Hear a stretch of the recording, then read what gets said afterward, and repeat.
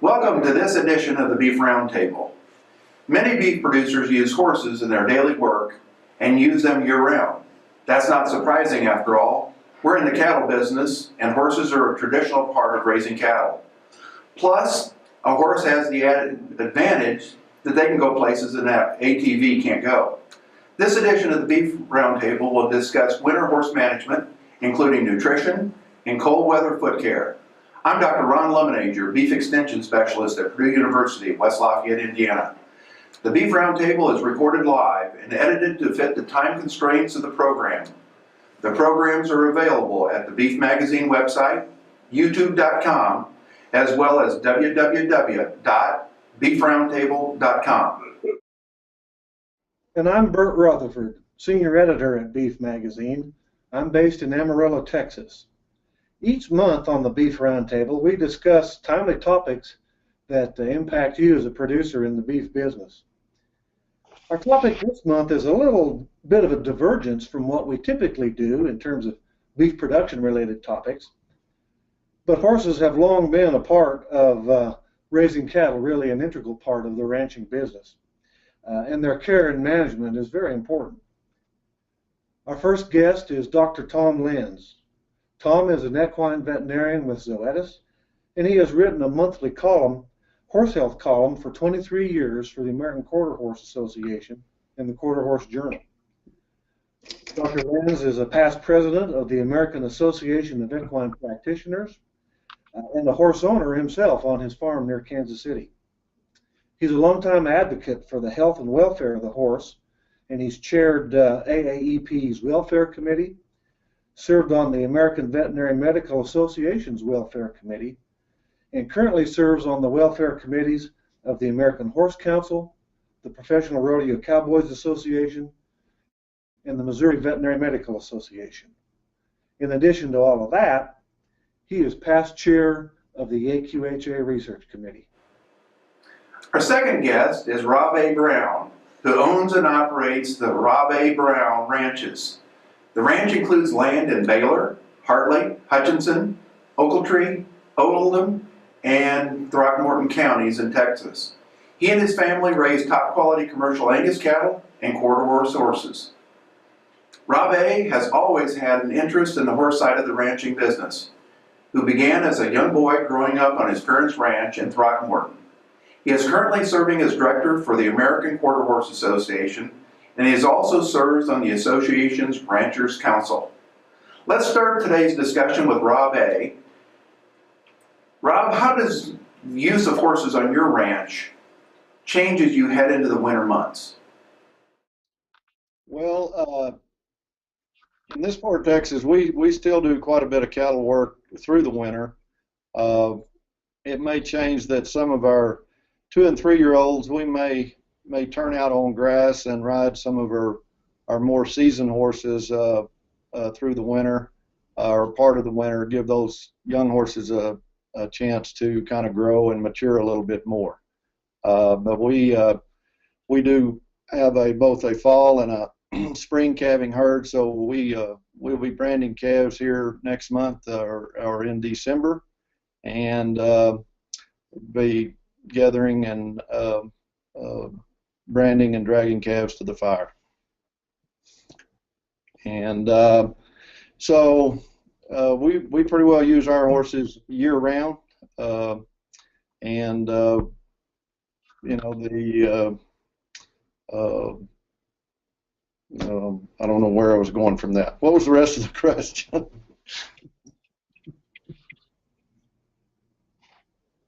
Rob, how does your the way you handle your horses, your management of them, how does that change in the winter months? If you're riding those older, more mature horses, do you need to manage them a little differently than you do in the summertime? Well, basically, most of our horses we're able to ride barefoot, even though we do have some rough and rocky terrain.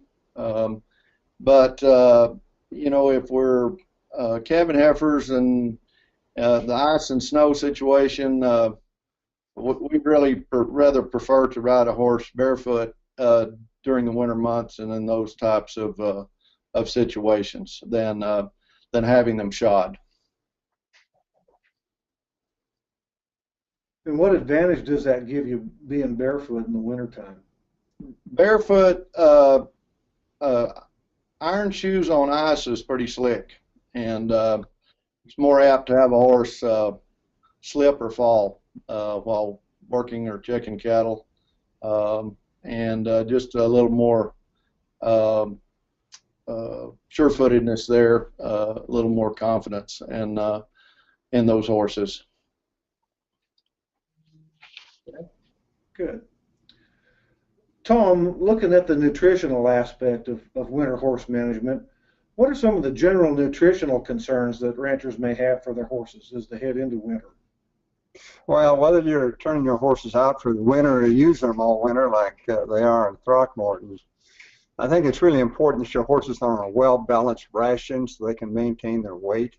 You know, it's been estimated that for every 10 degrees drop in temperature below 30 degrees, the horse's energy requirements increases 15 to 20%. So we want to pay a lot of attention to the horse's energy needs in order so they can maintain their weight. And I think it's always a good idea, regardless of when or where you're feeding your horses, that their diet be forage-based. There's two reasons for that. One is that, you know, nature designed horses to graze 16 or 18 hours a day. And if we give them a short grain ration, they stand around the rest of the time. That sure increases the incidence of colic. And also, as hay or grass moves through the horse's intestinal tract, it decreases the incidence of impaction colic, which is what we see a lot in the wintertime because hay and winter grass is a lot drier than summer grass. The other advantage is that because horses digest hay and grass in their hind gut, the bacteria that ferment their feed create warmth that helps keep the horse warm. So it's important that we base our rations on roughage. Most adult horses only need about a 10% protein diet, and that can usually be met by feeding the average horse about 18 to 20 pounds of grain a day, something like that. I like to see horses' body condition score around a 4, maybe up to a 5, depending on what they're doing. So if you've got a horse, you know, feeding horses is a little bit science and a little bit of art. So if you've got a horse that, based on a roughage diet, they're not maintaining the weight, then you probably should increase the grain a little bit. I like to use fat-based diets because it increases the horse energy level considerably without the risk of colic or some of the problems that grain causes.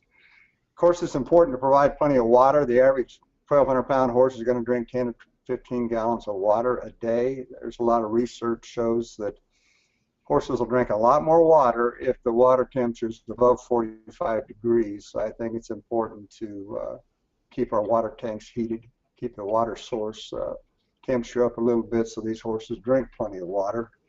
And then their calcium, phosphorus, mineral supplements and so forth, vitamins are a good idea this time of year. And then I think finally, it's really important as you go into winter to check your horse's teeth and to make sure they're on a good deworming program so they can utilize the feed. Tom, let me do a follow-up question there. You said 15 to 20% increase for every 10-degree drop in wind chill factor. And I assume that that's a wind chill factor, or is that a thermometer temperature? That's thermometer temperature. Okay. Right? Now that increases more with the wind chill, and so that's a good point. You know, whether they're outside or where you keep them, I prefer to keep my horses outside in the winter. They need to be able to get in out of the wind. Horses can tolerate really cold weather as long as there's some type of a shed or a windbreak or a tree line or something that they can get in behind. What about the thin horse? Okay, you know, the requirements for that thin horse is going to go up even more than that 15 to 20%. Would you agree? I agree 100%. So you're going to have to supplement their diet. And again, I prefer to use diets that are somewhere between 6 and 12% fat if you're going to supplement with a concentrate, rather than increasing corn content, although you certainly can use corn or even corn oil. Okay. Rob, the R.A. Brown Ranch runs cattle in some pretty rough, rocky country. Not just on the ranch in in the Texas Panhandle, but also at the home place in Throckmorton, which I've had the pleasure of going to. What do you do to make sure that your horses stay sound in that rough country? Okay, you earlier talked about going barefoot. Okay, you know, do you change that in the summertime? Excuse me. Does that change over the course of the year? Well, there's years like we've had an extremely wet year. This year we've had to put shoes on more horses through the summer months this year, and I attribute a lot of that to just the horses being in a wet, moist environment, and the horses' feet were softer, so we've had to put shoes on horses that normally we would not. You know, I attribute it as far as our horse program. We've had a band of mares, been registering quarter horses for over 75 years, and we just put a lot of emphasis in the genetics and the breeding of those horses, and then raising them in the environment. We like to turn our yearling colts out after we wean them, and let them run in a rocky pasture, but we do a lot of selection for soundness, and then develop them in the kind of country that we use them in. That adaptability is kind of an important feature, isn't it? Yes, and there's there's just something to be said for horses that are raised outside a big part of their life and develop that way, rather than a horse that's put up in a pen. Rob, as you look at going into the winter, are there any special considerations that you think a rancher might need to take into consideration relative to hoof care? Well, Dr. Lenz, spoke on part of that, but for sure, keeping a well-balanced diet and keeping the minerals good where hoof growth continues, and I certainly wanted to second as we in the Texas Panhandle can get pretty cold, and a person sure needs to be cognizant of that the water is accessible to those horses at all times, and like I said, that be two of the key things that go along to just total horse health. And then those younger horses certainly need a well-balanced ration to go along with that to keep them growing and developing. Tom, due to a number of factors, there was a lot of low-quality hay put up this year. Right. If a ranch has a bunch of low-quality hay on hand for the horses, what are you recommending that they do from a management practice to kind of offset that low-quality hay? Well, poor quality hay is a real problem with horses for a lot of reasons. One, it tends to be not very palatable. Often it's dry and doesn't taste very good. Often it's very stemmy, and so these horses won't eat as much. And so there's a little concern there that you have to increase the amount of hay that's available to them. The other big thing we worry about poor quality hay is that we see a lot of mold and dust and mildew in those bales. And moldy hay is really bad for horses. I mean, it causes some real serious respiratory problems. It certainly causes colic. If there's a lot of hay, they'll kind of pick through it and pick the good hay and leave the bad. But what frequently happens is that all that's available is pretty poor quality hay, and if those horses are forced to eat moldy hay, then we're going to see some colic problems. Also, that dusty hay, you have a lot of respiratory problems that will often lead to chronic pulmonary problems such as heaves, which is a big deal, and certainly lasts the life of the horse. So it's really important to pay attention to the quality of the hay. I'm always concerned about toxic weeds. Normally horses won't eat toxic weeds, hay, or pasture, either one, but if they're starved to it or if they have to do it because that's the only thing that's available, well then of course they will, and that's a concern. So there's some things you can do. Of course, you can increase supplementation with grain. Although again, I'd prefer that was a fat supplemented grain ration, so that we don't get into a grain overload situation or cause some colic problems.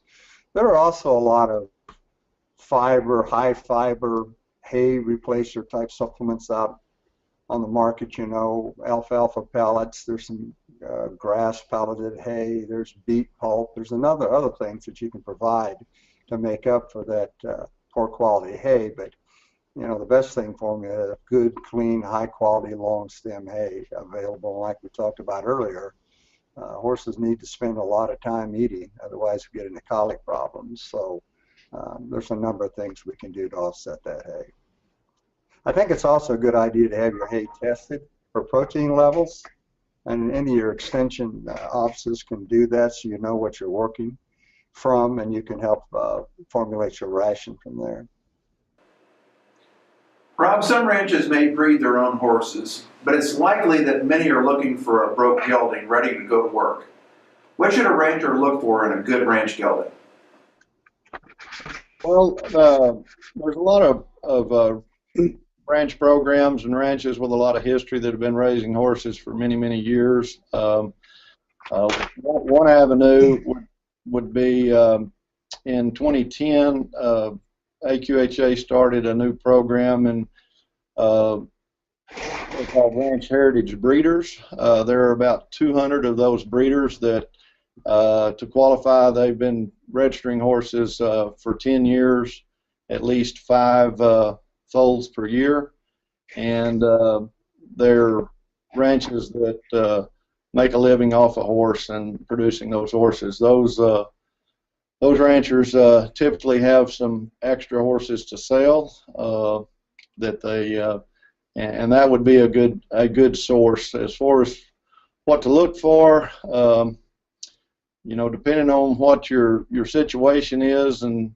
what, you know, whether you need a big strong horse, or whether you're some situations you may work in you know, in a feed yard. In some smaller situations, there's all kinds of quarter horses that'll fit all different kinds of needs. But structural soundness would be one of the main things.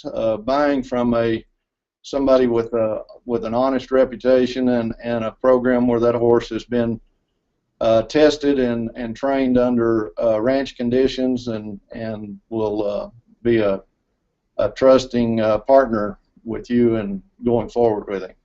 It kind of goes back to that adaptability, doesn't it? Certainly. Tom, for those who do have a breeding program, what cold weather considerations do you think you need to consider for not only the pregnant mare, but for that weaned yearling? Well, you know, it's mares, we like to see them a little fleshier probably than the horses that we ride. I mean, there's a lot of research that shows that mares that are 5 to 6 body condition score breed back a lot easier, a lot quicker than mares that are thin coming out of the winter. There's some nutritional requirements that increase during pregnancy. I always told my clients the first 2/3 of a mare's pregnancy, the first 2 trimesters, we need to feed those mares just like we would when our horses were riding or an open mare, because that fetus will grow about 65% of its final size the last trimester of pregnancy. So there's no reason to feed that mare a lot or increase her ration a lot the first 2/3. But when we get into the 3rd trimester of pregnancy, we do need to increase the amount of feed and the protein level as well. I think a lot of people don't realize that a good 1,200-pound brood mare, a good mare, will produce about 30 pounds of milk a day. Even though they have a small udder, they produce a lot of milk, probably as much as a beef cow. So that takes a lot of energy. So the peak nutritional requirement for one of our mares is going to be when that foal's about 2 to 3 months of age. So we want to gradually increase our feed consumption starting about the beginning of the 3rd trimester up until about 2 to 3 months post-foaling. So average mare probably ought to have 25 to 30 pounds of hay, something like that, depending on the quality of hay. Again, it's kind of a science, or an art as well as a science. It's a good idea to increase the protein, about 14 or 15% protein, or 12 to 14%, just a little bit higher than they've been on before. Calcium requirements a little bit higher because they're producing all milk and they're feeding a foal, so it ought to be about a 1.5 to 1 calcium to phosphorus ratio. And then, like all our other horses, I think it's a good idea to make sure that their teeth are checked and floated and they're dewormed. And then the other thing that's not a nutritional thing is we want to make sure that these mares don't lose their foal during pregnancy due to rhinopneumonitis or leptospirosis. So it's really a good idea to vaccinate those mares during that time period. Weanlings and yearlings, they've got the hard job. They have to grow as well as stay warm. And so we want to make sure that, again, they have plenty of good quality hay or grass, somewhere between a 14 and 16% protein diet. We don't want to use a lot of grain unless we have to. I personally like to see weanlings and yearlings where you can see maybe the last 1 or 2 ribs. I know a lot of people want their babies to be fat, but when their muscles and tendons grow faster than their bones, we get into a lot of orthopedic problems, epiphysitis, all kinds of problems. So we need to increase their feed ration and feed intake and protein level and so forth as they grow, but we don't want to push them too quick or we're going to have a lot of problems. Again, their calcium phosphorus ratio is probably higher, around 1.5 to 1, something like that. Besides the nutrition, they're really prone to upper respiratory infections due to influenza or rhinopneumonitis or strangles. So it's a good idea to vaccinate those babies going into the winter because just like our cattle, they tend to get sick in the fall and the spring when the weather's changing.